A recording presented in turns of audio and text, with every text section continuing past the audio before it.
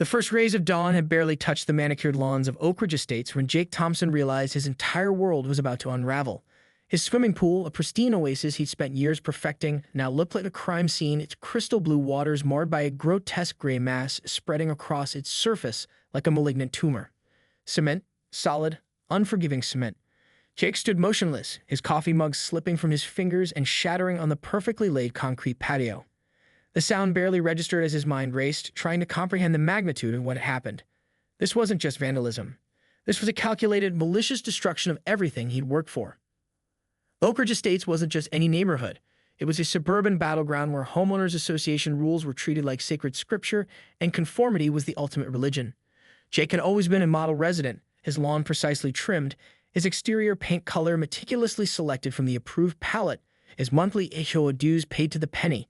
Yet somehow he'd become the target of the neighborhood's most notorious resident, Margaret Wilkinson, the self-appointed HOA president everyone not so affectionately called Karen. The conflict had been brewing for months. It started innocently enough. A minor dispute over the height of his backyard fence. Jake's fence was a full 2 inches taller than the HOA regulations permitted, a fact Margaret had pointed out during an emergency meeting complete with printed photographs and a laser measure. Most neighbors would have simply adjusted the fence. But Jake, an architect with a stubborn streak, believed in fighting bureaucratic nonsense with logical arguments. Big mistake. Margaret wasn't the type to let anything slide. Her silver bob and designer reading glasses gave her the appearance of a refined professional, but those who knew her understood she was more predator than bureaucrat. She collected HOA violations like some people collected stamps, meticulously, obsessively, with a sadistic pleasure that made even fellow board members uncomfortable. The pool was Jake's sanctuary. After a grueling week designing commercial spaces that often felt soul-crushingly generic, he would retreat to this backyard haven.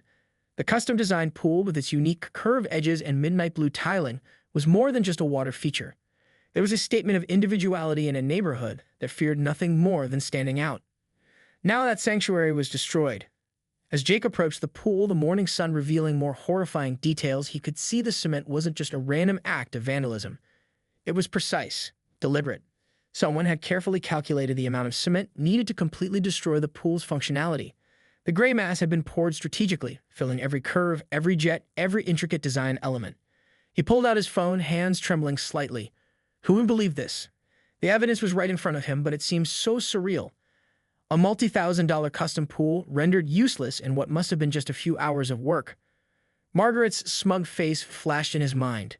This had her fingerprints all over it, metaphorically and possibly literally. Little did Jake know, this was just the beginning of a suburban war that would expose secrets, challenge community dynamics, and prove that sometimes karma doesn't just bite, it devours whole. The Oak Ridge Estates Police Department was not accustomed to handling high-stakes suburban disputes. Detective Sarah Rodriguez had seen her fair share of neighborhood conflicts, but this case was different. As she stood beside Jake, examining the cement-filled pool, she couldn't help but feel a mix of professional curiosity and barely concealed amusement. "So you're certain this is the work of Margaret Wilkinson?" Sarah asked, her notebook open, pen poised. Jake had already provided a detailed statement, complete with a timeline of his ongoing conflicts with the HOA president. Jake nodded, his architect's mind already reconstructing the crime. It has her signature, methodical, calculated, absolute. This wasn't a random act of vandalism. This was a planned takedown. The forensics team carefully collected samples, their white protective suits a stark contrast to the manicured backyard. Jake's neighbors had begun to gather at the edges of his property, a mix of concern and morbid curiosity etched on their faces. Oak Ridge Estates was about to become the epicenter of the most scandalous neighborhood drama in years. What the onlookers didn't know was that Jake wasn't just any homeowner. As a successful architect specializing in sustainable design, he had connections, powerful connections. His firm had won multiple awards for innovative community planning, and he wasn't the type to back down from a fight. Detective Rodriguez's initial investigation revealed some interesting details. Security camera footage from neighboring properties showed a suspicious van parked near Jake's house in the early morning hours. The license plate was partially obscured, but the vehicle matched the description of one frequently seen in Margaret's driveway, belonging to her handyman, a man named Rick Thompson, no relation to Jake. "We'll need to bring him in for questioning," Sarah told Jake, her professional demeanor masking a growing sense that this was more than a simple HOA dispute.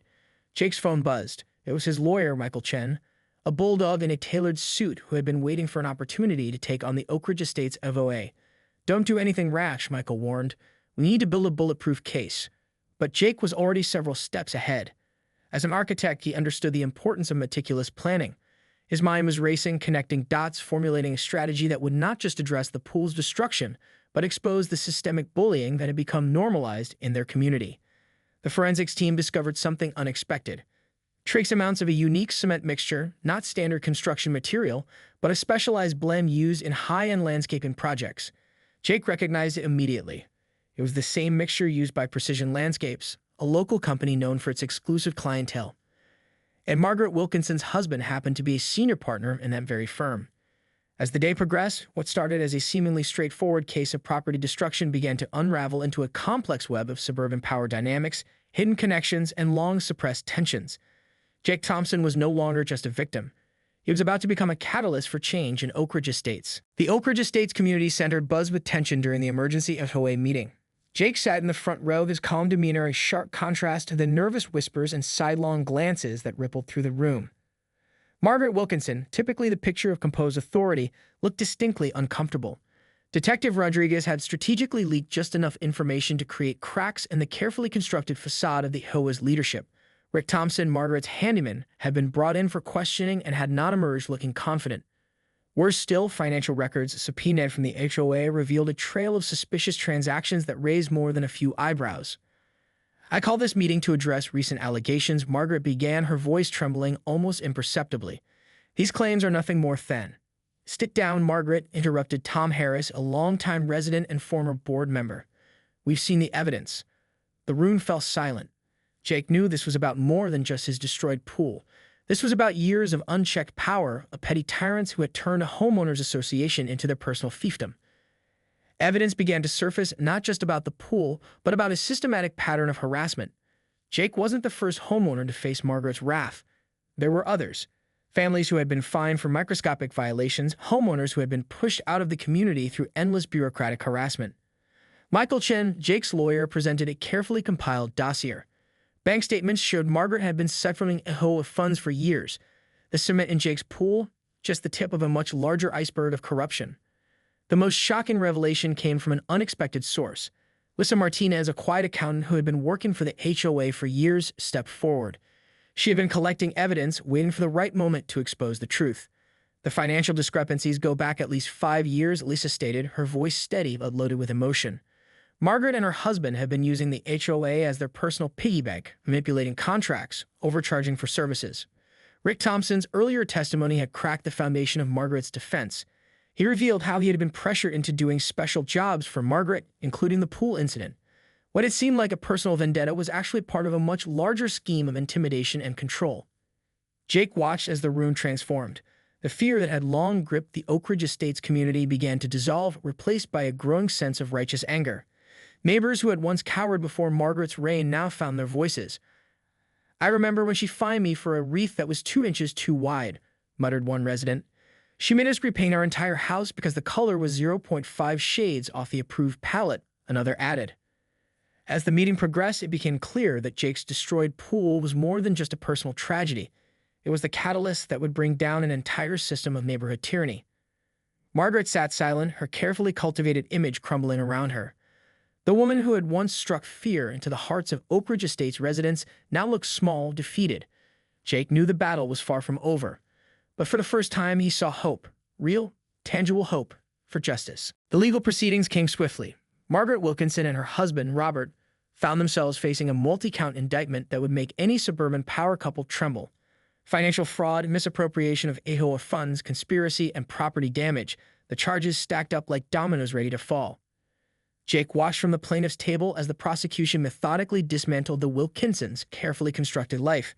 Bank records, testimonies, and a trail of incriminating emails painted a damning picture of systematic corruption that extended far beyond Oak Ridge Estates.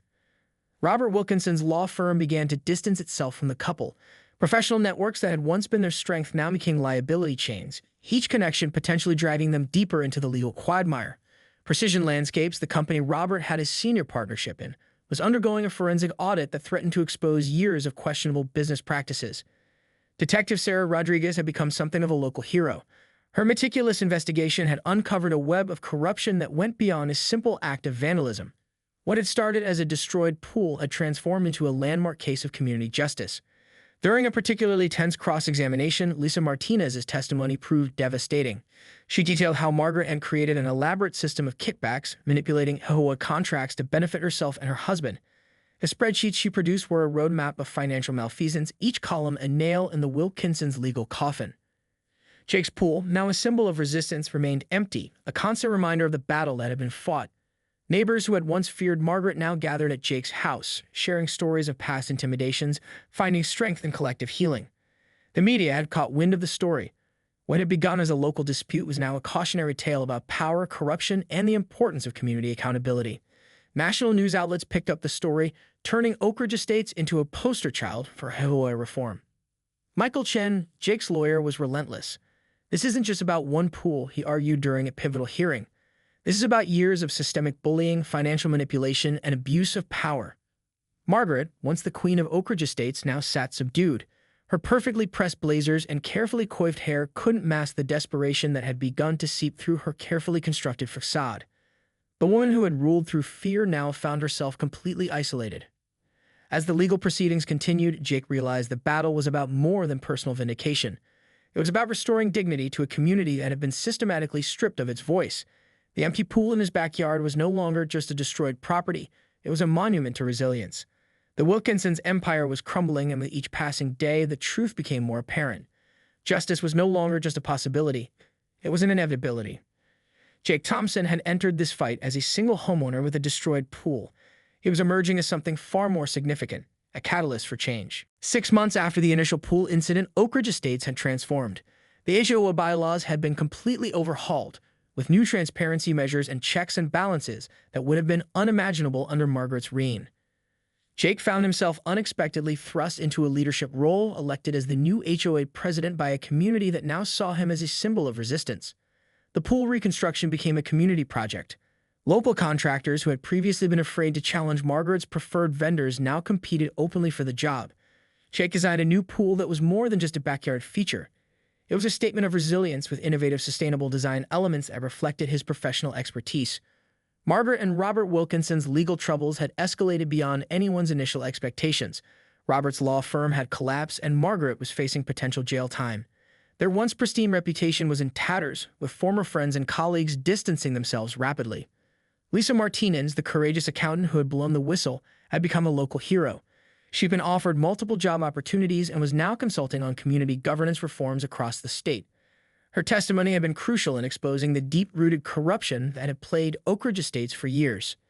During a community rebuilding meeting, Jake reflected on the journey. What had started as a personal vendetta against him had ultimately liberated an entire neighborhood from years of oppressive management. Neighbors who had once been isolated and fearful now gathered openly, sharing stories and supporting one another. Detective Sarah Rodriguez received a commendation for her thorough investigation. Her work had not only solved the pool vandalism case, but had uncovered a complex web of corruption that extended far beyond his single neighborhood. The empty pool, now a construction site of hope, stood as a metaphorical and literal reconstruction of the community. Each day of work brought new revelations, new connections, and a stronger sense of unity among the residents. Michael Chen, Jake's lawyer, had become something of a local legend. His tenacity in pursuing justice had opened up conversations about HOA regulations and homeowner rights across the state. Speaking at a press conference, he emphasized that the Oak Ridge Estates case was about more than one neighborhood. It was about challenging systemic abuse of power. Jake's architectural firm saw an unexpected boost. Clients were drawn to his story of resilience, and his expertise in creating spaces that empowered communities gained new recognition. What had begun as a personal attack had transformed into a professional renaissance. As the new pool took shape, its design a perfect blend of functionality and artistic expression, Jake understood that the true victory wasn't about winning against Margaret. It was about creating a community where no single person could wield unchecked power again.